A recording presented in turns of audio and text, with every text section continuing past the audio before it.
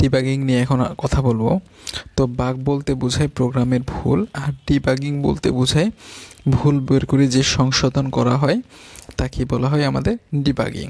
তো আমাদের 3 ধরনের ভুল হতে পারে, একটা ডেটা ভুল, একটা যুক্তিগত ভুল এবং একটা সিনট্যাক্স ভুল। ডেটা ভুল বলতে বোঝায় সাপোজ আমার 82 ডেটা দেওয়ার কথা, আমি 28 দিলাম, অথবা আমাদের ডেটা দেওয়ার কথা 233, আমি ভুল করে দিলাম 323।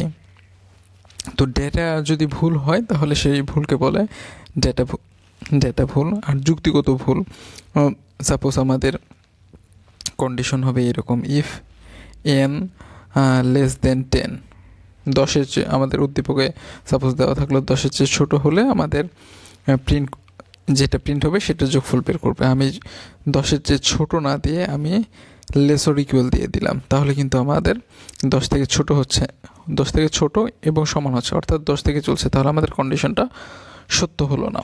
এটা হলো আমাদের যুক্তিগত ভুল। 3 নাম্বার যেটা আছে সেটা হলো আমাদের সিনট্যাক্স ভুল। সিনট্যাক্স ভুলটা কীরকম?